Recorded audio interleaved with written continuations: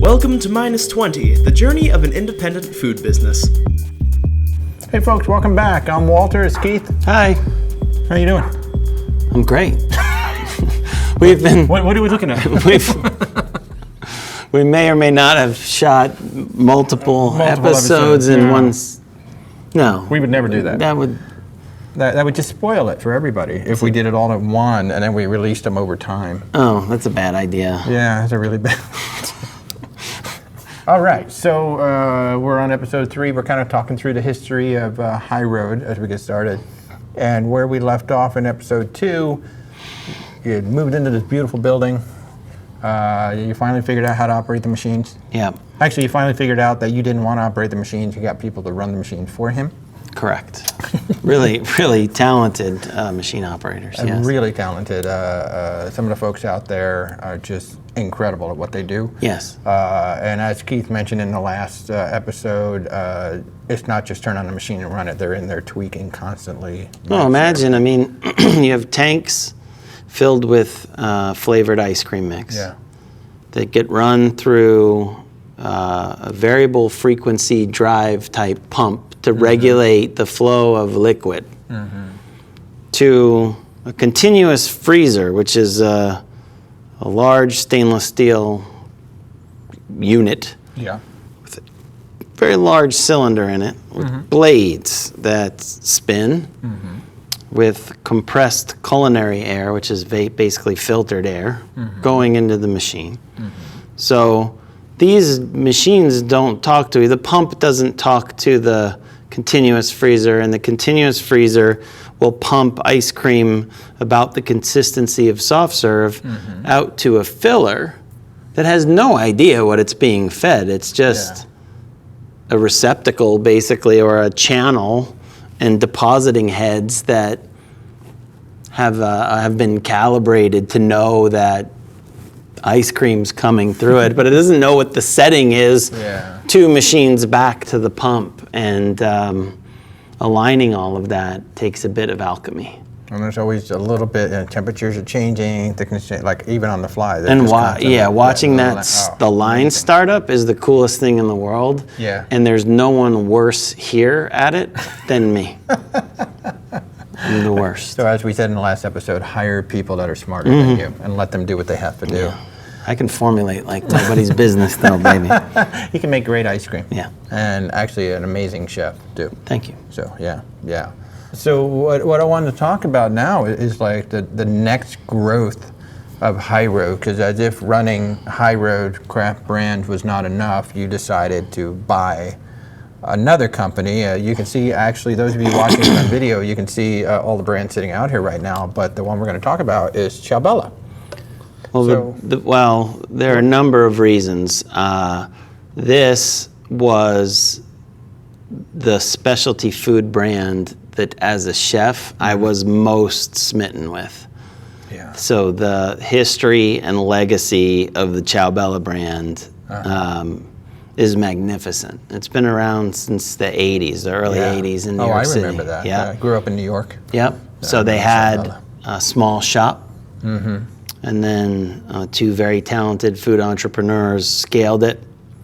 And really, in my humble opinion, we've not achieved yet the level of magnificence with the brand and the product that they were during that sweet spot growth phase of the business. So we're trying to both learn and get it back to its heyday.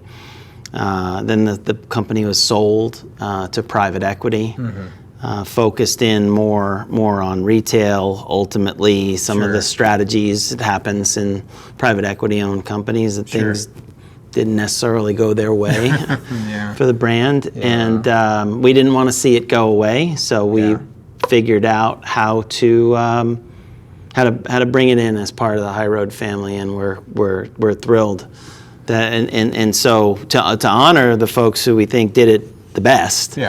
We brought back their iconic design. And so, you know, we made some tweaks to flavor profiles and added some more currency to the brand. But Yeah, we're really psyched to own the Ciao Bella brand. We're having fun making gelato and sorbetto in the Italian style, Sure. and are committed to making this the best gelato and sorbet brand on the market. So why? First of all, I mean, you've got a very successful high road craft ice cream brand, and you built quite the following, both retail, food service. Why not just make your own gelato and sorbetto? Why buy Ciao Bella? A couple of reasons. Number one, we believe that there are fundamental stylistic differences in approach to making an ice cream product. So the High Road brand is unabashedly French in approach. So we use a creme anglaise style base custard. It's very high in butterfat, and there's something signature about the way we approach the High Road brand, and felt that to be more playful, lighter, brighter, we were better off leveraging this brand, Ciao Bella, and honoring the very Italian heritage of the brand. There's a New York Italian edge to the brand. Yes. But we also felt that there was an opportunity to travel and explore the regional nuances of Italy, and that's where we'll be going with the brand as we introduce new products in the years to come, is to really focus in on Piedmont and Sicily and Sicily, right? We have a friend who's there now. All of the Liguria, right? We spent some time, every couple of years we go to a big gelato conference in Rimini, spend time in Emilia-Romagna. Nice. And I think you need an Italian brand to explore Italy appropriately. And part of it is just it's the heart. Sometimes you do things because your heart's in it, and our heart was squarely in Ciao Bella, and we didn't want to see it go away. Okay. And sure, we could have come up with a Sorbetto brand. We could have said, High Road explores Italy. But we wanted Ciao Bella to live on. That's why we did it. So, I'm sure there's some people listening and watching right now who have a very successful business, and maybe they have an opportunity now that's been presented to them, where they see another company that they're like, okay, maybe I want to buy this or absorb. How does this work? I mean, what kind of advice, or what concerns did you have going into it, and how did this ultimately come about, or what kind of advice would you give to somebody that sees something like this on the table? I think I want to bring this into my company. What is the mindset? What are we thinking about? My position is you need to have a clear vision for what you want to do with the brand, and rip the Band-Aid off and shock the system as fast as is humanly possible. Because you could fall into a status quo situation where you acquire a brand and you slowly tweak it over time to allow the consumer base time to adapt. But things move so fast in today's business world that it was my position that I wanted to get out of plastic containers. I think they're wildly unsustainable.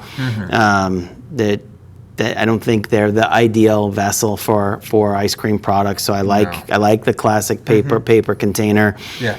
Very opinionated about that for a variety of reasons, including, not wanting a 1 million square foot warehouse. These cups nest just fine, and I think the consumer is more interested in what's inside than whether or not I've selected the perfect, unique, brilliant, innovative bottle shape, right? Good whiskey's good whiskey. I don't care what bottle it comes in. So, Ciao Bella represents another avenue. The other thing about Ciao Bella that was really interesting to us is that it was in regions that High Road wasn't. And so for logistical reasons, it made a lot of sense. We got introduced to buyers that we didn't necessarily have relationships with prior, who are very loyal to the Ciao Bella brand and product line, and via our new friends, Ciao Bella, we were able to introduce our other ideas. It was also our position that buyers were getting tired of meeting with literally dozens and dozens and dozens and dozens of small startups every year, some of whom are well equipped to get to market and some who aren't, right? And so I think buyers enjoy meeting with companies, independent companies for sure, but there's a certain level of convenience when you have matured as an organization. And it was our position that Ciao Bella would help indicate a certain level of evolution and maturity in our company. Well, that's a perfect segue into our next topic of conversation, which is actually the evolution of High Road. Right. As a company, we have this nice little suite of products out here, and we just went through a whole rebranding process, and we made the decision, we slapped the table and said, okay, the company is now High Road Craft Brands. That's right. It is not High Road Craft Ice Cream, and it is now a food company. We're not an ice cream company any longer, just an ice cream company. We are now a food company. So now High Road Craft Brands is at the top of a pyramid of a family of brands. Correct. So why don't you talk about the mindset of that moving forward? Where did that come about? Well, again, I mean, our talents lie not in ice cream alone, but in food in general. We have a very talented crew of chefs and culinary professionals here at the business that, quite frankly, have a need to be creative. And, like any musician or artist, it's fun to mix up the media that you play with from time to time. And so we decided that it was important to the fabric and the culture of our business to permit our creative professionals to invent whatever they felt like inventing. And so the first of those was this idea that I had for years to do a super premium product honoring the culinary fabric of Mexico. When you work in major cities around the United States, it is not uncommon to become more fluent or at least functional in Spanish. Many to most of the family meals in restaurants usually center around all things Mexico. Right.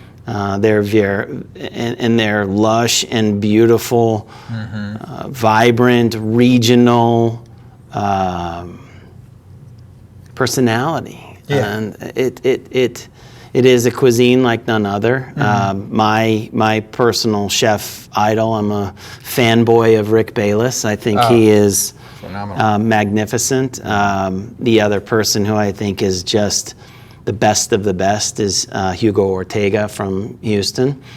And I spend the lion's share of my time. You did a video with me in a local Latin and Mexican foods market. And it is my interest. It is those flavors. If I could uproot myself today and just plant somewhere, I'd probably move to the Yucatan and hang out and learn about the food of the Yucatan for the rest of my life. So we decided to do a product called Helados Lunetta. Helados Lunetta, what does that mean? It means Lunetta is slang for the truth, the real deal. I mean it. It's slang for this is the shit, right? I mean, effectively, that's what it means. And there's any range of opinions and emotions when we present the Helados Lunetta brand to folks, but for folks who are on the more rock and roll side of things, they think it's really fun and playful, if not a bit edgy.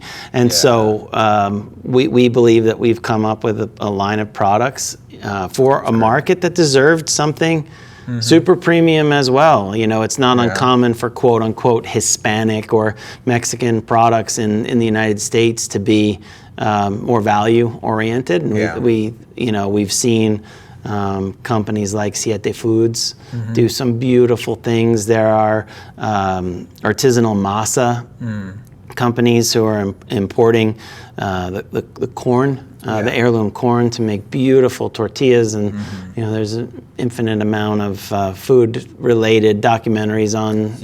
What do you like? The Taco Chronicles. You turned me on to that. If you watch Netflix, check out the Taco Chronicles. It's crazy. I have tears in my eyes. It's just magnificent. Beautifully shot. And so this was our opportunity to play. And we, too, have a number of key people on our team. A lot of our ice cream makers here at the business, the most experienced teammates that we have are from Mexico. And they counseled us on, here, this is for them, right? This is effectively their product line. And I'm so thrilled with the flavors. Beautiful avocado ice cream, the ron con pasas. It's a beautiful rum raisin, horchata. Love the horchata, which sitting out here. We've got a straightforward chocolate, but that has that cinnamon tinged drinking chocolate that's so common in Mexico. So I think we've really done a beautiful job. The chefs and the team have come together, the designers, and quite frankly, our buyers, who gave us a ton of feedback on this product line. I think it stands out. There was a time where gelato was the only alternative on the shelf. And look, it's all ice cream. But it's fun to put the word helado on a package and bring it into mainstream where it belongs. Sure. So, and Lunetta will be debuting in early 2020? Yes. Yes. Okay. We've got ice cream sandwiches as well. Ice cream sandwiches. Introducing in the single pack. The wallops, which are fun beyond belief. You had the opportunity to present them at Dragon Con to sort of the cosplay crowd. Oh my God, so Dragon Con is the second largest con in the United States. You all know Comic Con in San Diego, so it's the second largest. And you can just see by the packaging how well it would fit in that comic cosplay world. And we had a heck of a lot of fun. The response, not only to the product, which was, God damn, that's good. But just the graphic scheme. People were stopping by just to take pictures with our banners because they were having so much fun with it. So that's, and now you've got another product coming under the Wallop banner. Yes. So now that we have become savvy in the stuffing things inside cookie dough, I had this harebrained idea that it doesn't necessarily need to be ice cream in the center. What if we baked them and put brownie batter in the middle? So now you have a chocolate chip cookie or peanut butter cookie stuffed with brownie batter. So when you bake it and then you break the cookie in half, it's all oozy goozy and it's amazing. Yeah, and like you said, you bake it. I'm showing you some footage right now. For those of you watching it, you actually bake this at home. So it's awesome, families, you got kids, you want a nice fresh cookie. The best part is don't even tell anybody that they're stuffed, just let them bite into it. Right, and it'll be in the cookie dough section next to like the Nestle Toll House log slice. And when do you think that's coming? As soon as is humanly possible. So given that this is linked in, if you're a buyer, this is Kyle's email address up on the screen, Kyle Baker, and reach out to him and you could be one of the first. We have sent out the video to a bunch of people and the response has generally been, I actually got an OMG exclamation point, exclamation point, exclamation point, exclamation point. Actually, you did, you sent it to me. A quadruple exclamation of ooey gooiness. It's because of the video, actually. It's because of my starring ability actually eating the cookie. I agree with that. I believe. You're very handsome. You and a cookie. I think Rebecca had something to do with it. It could be better. Yeah. Me stuffing my face usually gets a bunch of OMGs. We also do private label, too. And normally we can't talk about it, but Sam's Club has proudly announced that we're their partner on this product, and there's a bunch on our website about our partnership with our vanilla partner in Tanzania. And in fact, I'm headed to Tanzania in a few weeks for a big vanilla conference and to talk about all the nuances and all the socio-political and socioeconomic challenges around the industry, pricing, supply, quality, Sure. yada, yada. But we are super proud to have created the first ever real Tanzanian vanilla ice cream. Just got a massive supply of it dropped off. It's not easy to get stuff from direct shipped from Africa to here, but we're learning, and we've figured out how to do so. And we'll be releasing a Tanzanian high road now that the supply is more vibrant. The next high road vanilla pint will be using the Tanzanian vanilla. And so for those who don't know, a private label just simply means that it's the high road product actually inside the container, but high road's name is not on the outside. Sam's Club is not the only. We actually do it for quite a few, but they're the only ones we can talk about publicly. So there are brands across the nation that while it may not say high road on the outside, it's actually our ice cream on the inside. Yes, and it's a lot of fun. We learn a lot by working directly with the retailers and develop a level of intimacy I think you don't get by simply selling in your branded product. And why is that so important to, I get why the retailers want to do it, because they get a very high quality product inside, but what's the advantage to you selling a product that nobody even knows is you? You become a partner to the retailer and you understand what their needs are.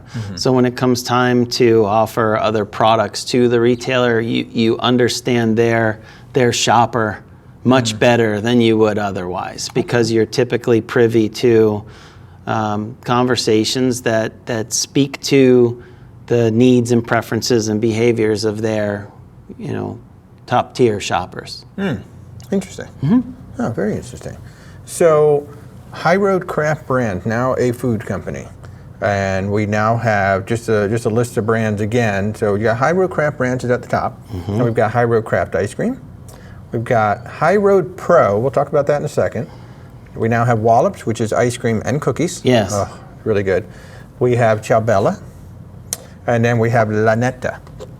So what does that mean? First of all, High Road Craft Brand now being at the top of the pyramid. Does this mean anything to our clients or our customers? What does it mean to them? Well, what I'm trying to say is that, you've had large companies for the past 50 to 75 years that have been affectionately dubbed big CPG, right? And it's our position that big CPG has had its day in the sun. Has dominated what we eat and how we eat for far too long, and that a cohort of medium-sized, more independent-minded consumer products companies are better for the retailers, are better for innovation, are better for the consumers. Of late have been more authentic in terms of their commitment to real food and real ingredients. Don't spend time trying to cost optimize and overemphasize brand, but to be a little bit simpler and more traditional in approach, with a simple quality promise and a clear branding and a portfolio of products that are intended to be a cut above the giant behemoth product lines. So, for us, it's about enough money. For the big companies, it's about more and more and more and more and more money. And, that's the nature of publicly traded organizations. And I think that there's a happy medium in there somewhere where you could stay deeply committed to food excellence and still have a very viable business. And so the one thing that I briefly touched upon was High Road Pro. So this literally like the latest brainchild, just came up in the last couple of days. So what's the idea, especially for you chefs and food service professionals out there, what's the idea with High Road Pro? Everything the company is built upon is born of our heritage as culinary professionals. And so our original growth plan included starting with ice cream and then inventing other delicious products for the food service channel. And so now we're at a size and scale and position where We can do that. We can afford to do it. We can pull it off, and there are a number of, a number of products that are ready for the market. One of the most fun ones that we've released is built off of our expertise in sorbet, but we'll be making cocktail mixers for the margarita machines with really incredible fruits and herbs and bitters, and they will be unlike anything you've ever had in your local Mexican restaurant's slushy machine. I'm just laughing because those of you who follow my Instagram feed will know why I'm so That's excited right. Walter about makes a cocktail mixes. every night. I do, at least one. That's good. At least one. I'm sure you need one after working here. But you're also looking at offering professional products, so too, right, for the chef, and like even materials to use, not even just food products, but going outside that, right? We're wide open. We've got a commercialization team now that I've kind of compartmentalized so that they can run wild without having critics and naysayers. It's like here's a spot of the building where you guys could be as creative as you want to. And so we'll see what happens. Yeah, it may include turnkey ice cream equipment installation, batch freezer, slushy machines, soft serve machines, and let's say a hotel wants to put in a small high road shop. Well, they probably don't have the equipment expertise we have, so why not get into that game? So look, we're always thinking still at our core today. We're a very focused ice cream company, but with an eye on growth. So that's what we're going to do, grow. That's awesome. So that's over 3 episodes. We've gone from Keith working in the music industry to creating a business plan, to launching a company, to buying another company, to expanding, correct, to going to Tanzania, correct, which we'll talk about a lot more in another episode. But yeah, so moving into 2020 and beyond, you're now going to see high road craft brands at the top of the pyramid. We're going to have a whole family of brands. In fact, by the time this airs in a few weeks, there's probably going to be another brand that I'm going to have to add on a graphic, because it seems like every day there's another brand coming. Yeah, so thanks for joining us. I'm Walter. This is Keith. See you next time. Thank you. Thanks for joining us here on Minus 20.